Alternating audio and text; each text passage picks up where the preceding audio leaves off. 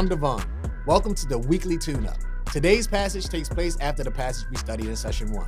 After the Israelites crossed the Jordan River, God led them first to the city of Jericho.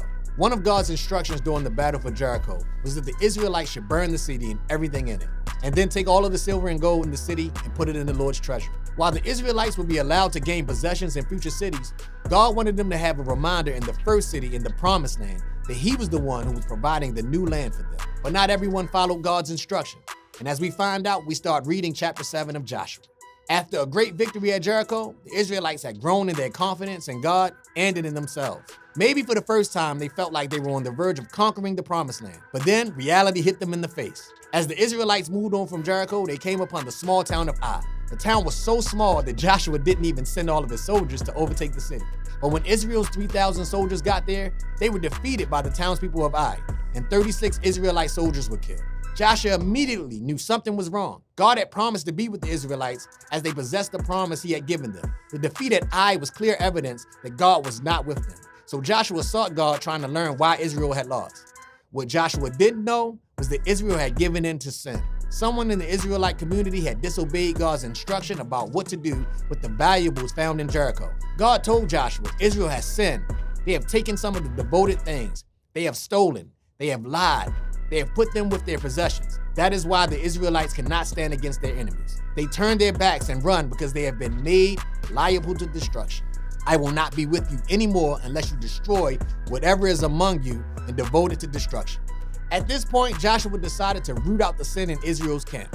And with God's guidance, he discovered that a man named Achan had taken a robe from Babylon, 200 shekels of silver and a wedge of gold. Joshua took the plunder and burned it and killed Achan and his livestock and even his sons and daughters as God had instructed.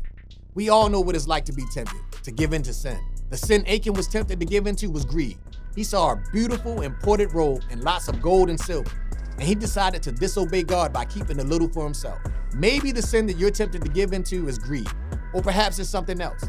It may be lust or anger or bitterness or pride or one of 1,000 other issues. The point of today's lesson is not to try to compare these sins to each other. It's to be honest about the fact that we're all tempted to give in to sin. So what should we do when we come to the verge of giving in? First, we need to realize that temptation is not the same as sin. All of us are tempted. Even Jesus was tempted.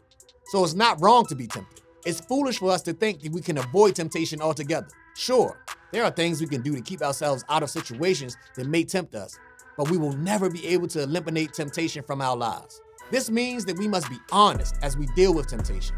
We need to admit to ourselves when we're on the verge of giving in to sin. And as we move toward this honesty, the next step is to admit when we do give in to sin.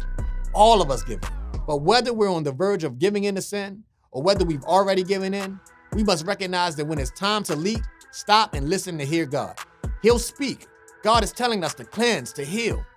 We don't have to remain in hiding as Achan did. That will only become a cord that keeps us from leaping. Instead, we can ask God to enter our lives and cleanse us. Just like the Israelites, we can cleanse to heal. God called the Israelites to consecrate themselves and to move past Achan's sin. And that consecration is a picture of cleansing. When the Israelites consecrated themselves, they ritually cleansed themselves for worship. This picture reminds us that we need to cleanse to heal as well. All of us are tempted when we're on the verge. And at times, all of us give in to sin. Thankfully, we don't have to stay in sin. Instead, when it's time to leap, stop and listen to hear God speak and tell us to cleanse to heal. Thanks for watching. Make sure you hit like or subscribe, and also share this video with someone who you think might need it.